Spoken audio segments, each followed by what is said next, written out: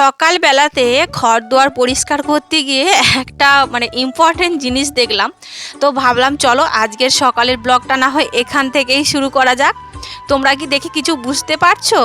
তো এই যে দেখো, গতকাল রাতের বেলাতে এরকম একটা ঘটনা ঘটেছে, আবার আমার বিছানার তলাতে খাটের নিচে। তো দেখে তো আমি একদিক দিয়ে খুশি হয়েছে, আর একদিকে ভাবছি যে সত্যি এটাও সম্ভব। বাড়িতে বিড়াল থাকলে সত্যি অনেকটা উপকার হয়। আগে আমাদের বাড়িতে এত ছুঁচো আর ইঁদুরের অত্যাচার ছিল, কি বলবো তোমাদের। আর এমনিতে তো আমাদের মাটির বাড়ি, প্রচুর অত্যাচার ছিল। আর সাইডে আবার খাল রয়েছে, জঙ্গল মাঠ সবটাই রয়েছে বাড়ির সাইডে। সেই জন্য না সবজি এক সময় এমন একদিন এমন সময় এসেছিল যে সবজি ঝুড়িটা নিয়ে পর্যন্ত আমাকে বিছানার মধ্যে ঘুমাতে হতো।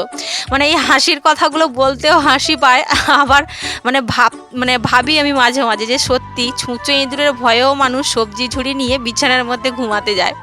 তো এই কথাটা শুনে আমার বাড়ির সবাই হাসাহাসি করছিল। অ্যাকচুয়ালি কী বলতো, সবজিগুলো তো আমাদের টাকা পয়সা দিয়ে কিনে আনতে হয়, তাই না? তো এত আলু পেঁয়াজ সবজি যদি খেয়ে ফেলে তাহলে আমাদেরই লোকসান।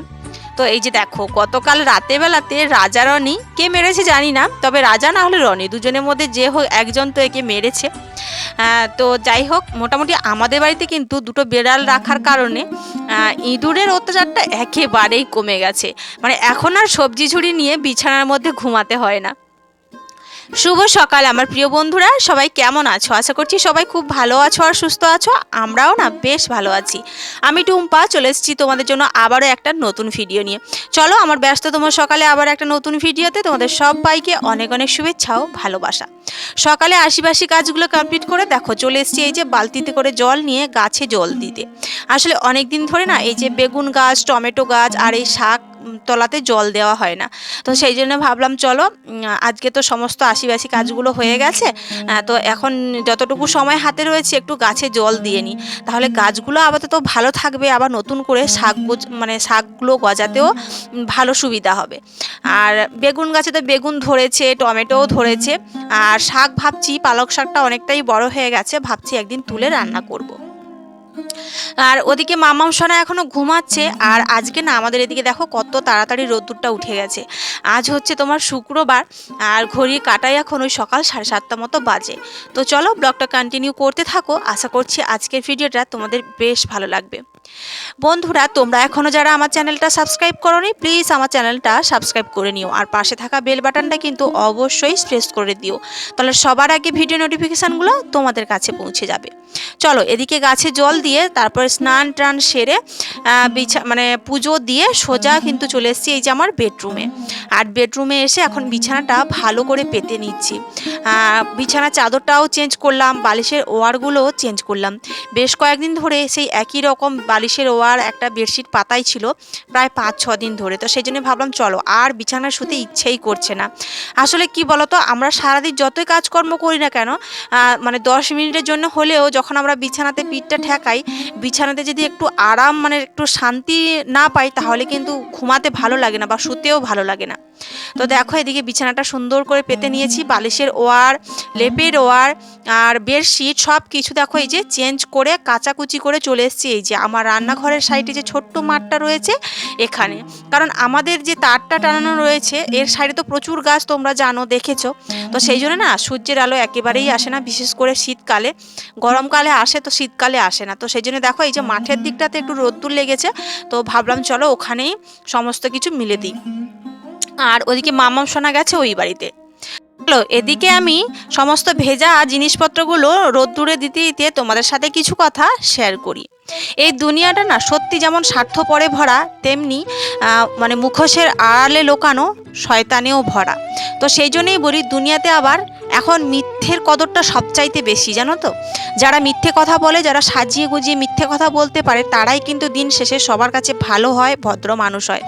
আর যারা দেখবে ন্যায্য কথা বলে মুখের উপরে জবাব দেয়, তারা কিন্তু সত্যি খুবই খারাপ মানুষ হয়। সেটা সাংসারিক জীবনে হোক কিংবা বাস্তবতায় কোনো মানুষের সাথে হোক।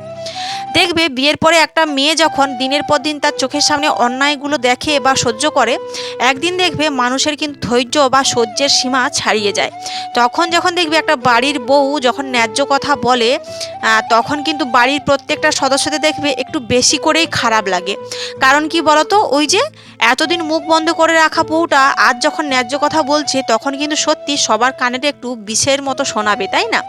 তো সেই জন্য বলি, হ্যাঁ সবার কাছে কিন্তু খারাপ হতে আমি রাজি, কিন্তু মুখের ওপরে সত্য কথা বলতে কখনোই আমি ছাড়বো না।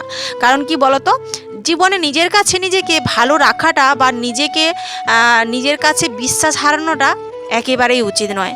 সব সময় দেখবে তুমি নিজের কাছে নিজে ভালো, তো অন্যের কাছে ভালো করার কোনো প্রয়োজনই আসে না।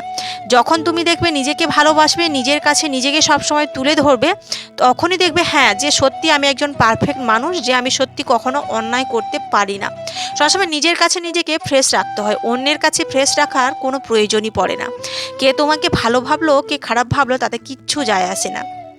তো সেই জন্যেই সত্য কথা বা ন্যায্য কথা বলি বলেই কিন্তু এই দুনিয়াতে বা আমার এই সাংসারিক জীবনে আমি অনেকের কাছে কিন্তু খারাপ পাত্রী হিসেবে বিবেচিত। তবে হ্যাঁ, খারাপ আমি হতে পারি, তবে ন্যায্য কথা বলতে কিন্তু আমার জীবন থাকতে আমি কখনোই ছাড়বো না। কারণ কি বলতো, ন্যায্য কথাটা বলাটা কিন্তু সত্যি খারাপ নয়। তো দেখো, তোমাদের সাথে কথা বলতে বলতে বাজার থেকে এনেছিলাম মাছ, গেছিলাম কিন্তু বাজার থেকে এই যে দেখলে বড় পোনা মাছটা এনেছিলাম, সেটা কাটাকুটি করে ভেজে ভুজে এখন দেখো এই যে একটু কাঁচকলা আলু বেগুন দিয়ে একটু মাছের পাতলা করে ঝোল করলাম। একটা টমেটো অবশ্য দিয়েছি তরকারির মধ্যে। আর বেশ কয়েকদিন ধরে আমাদের বাড়িতে কিন্তু কাঁচকলার তরকারিই হচ্ছে, কারণ 10 টাকা দিয়ে 4টে কাঁচকলা এনেছিলাম, সেটা তো খেয়ে শেষ করতেই হবে, তাই না? আর কলার তরকারি খাওয়াটা কিন্তু একেবারেই খারাপ নয়, শরীরের পক্ষে অনেকটা ভালো বা উপকারী। তো দেখো, এদিকে আমার দুপুরের রান্না তো হয়ে গেছে, উচ্ছে আলু একটু ভাজা করেছি। আর এই শীতের সিজনে না উচ্ছে আলু ভাজাটা আমার বেশ ভালো লাগে, তেতো খেতে আমার ভীষণ ভালো লাগে। আর এদিকে দেখো, কাঁচকলা আলু টমেটো বেগুনের একটা তরকারি বানিয়েছি। চলো এখন মামামকে স্নান করাবো, তারপরেই কিন্তু আমরা খাওয়া দাওয়া করব। তো বন্ধুরা, মুখের উপরে ন্যায্য কথা বলা বা সত্য কথা বলা কিন্তু কখনোই খারাপ জিনিস নয়। নাইবা হলাম কারো কাছে ভালো পাত্রী হিসেবে বিবেচিত, হ্যাঁ সবার কাছে আমি খারাপ হয়ে থাকতে চাই, তবে নিজেকে নিজের কাছে ভালো রাখতে চাই, নিজের মনটাকে নিজের কাছে ফ্রেশ রাখতে চাই, যে দিন শেষে আমি সত্যি বলছি না মিথ্যে বলছি। কে আমাকে খারাপ ভাবলো তাতে আমার কিচ্ছু যায় আসে না। যেটা ন্যায্য, যেটা সত্য কথা সেটা তো আমি বলবো, তাই না? আর আমি যেটা বলবো সেটা দেখেই তো আমার নিজের সন্তানেরাও সেটা শিখবে। দেখবে একটা মা যখন মিথ্যে কথা বলে বা একটা মা যখন নাটক করে, ভনিতা করে, তার কাছ থেকে কিন্তু তার সন্তান সন্ততিরা সেই সমস্ত আচার ব্যবহারগুলোই মানে শিক্ষা হিসেবে লাভ করে। তো সেই জন্যে প্রত্যেকটা মায়েদেরকে বলবো, নিজেরা সবসময় নিজেদের কাছে ফ্রেশ থাকো, নিজেদেরকে সবসময় পরিষ্কার রাখো, নিজের মনটাকে সবসময় পরিষ্কার রাখো। যে ওর কাছে ভালো হতে হবে বলে বা পরিবারের সবার কাছে ভালো হতে হবে বলে যে মিথ্যেতে মিথ্যে হ্যাঁ, মানে হ্যাঁতে হ্যাঁ আর নাতে না করব, এটা কিন্তু কখনো করো না। কারণ কি বলো তো, ন্যায্য কথা বলা বা সত্য কথা বলা মানুষগুলোই কিন্তু হয়তো মানে ক্ষণিকের জন্য সবার কাছে খারাপ হয়, কিন্তু দেখবে একজনের কাছে সে সারা জীবন ধরেই ভালো থাকে, সে হচ্ছে ঈশ্বর।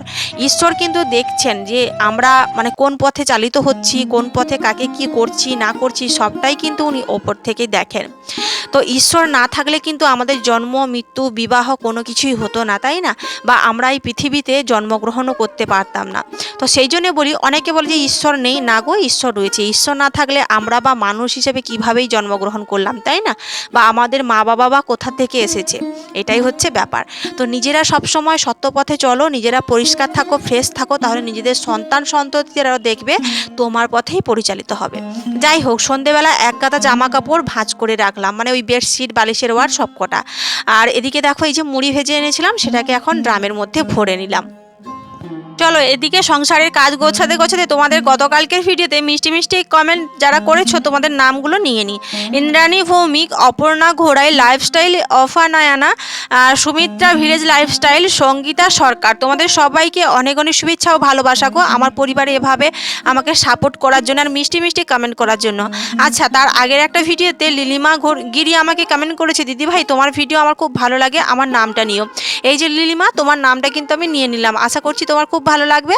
তো লিলিমা তুমিও আমার পাশে থেকো, আমাকে সাপোর্ট করো। তো এদিকে দেখো সন্ধেবেলা তোমাদের দাদাভাই ভিডিও কল করেছে মামাম সোনার সাথে কথা বলার জন্য। তো মামাম দেখো ড্রয়িং করছে আর সেটা দেখানোর জন্য একেবারে উতলা হয়ে উঠেছে। আসলে কি বলতো, যখন বছরের পর বছর কোনো প্রবাসী বাবা হচ্ছে প্রবাসে থাকে না, তখন দেখবে তারা এক ঝলক তার সন্তানকে দেখার জন্য ভীষণ উতলা হয়ে ওঠে। আর আমার মেয়ে দেখো কেমনভাবে ওর বাপিকে ড্রয়িং দেখাচ্ছে, ও এমনই আসলে অনেক দিন ধরে বাবাকে কাছে পায় না, তো সেই জন্য কিন্তু ও ভীষণ কান্না করে মাঝে মধ্যে যে বাপি কবে আসবে। আর আমার হাজব্যান্ড তো যখনই ফোন করে তখনই আগে মেয়ের সাথে কথা বলবে, তারপরে আমার সাথে। সত্যি বাবা মেয়ের সম্পর্কটা এত মিষ্টি হয়, তাই না? তো যাই হোক, চলো বন্ধুরা, আজকে ব্লগটা কিন্তু এখানেই শেষ করছি। সবাই ভালো থেকো, টাটা।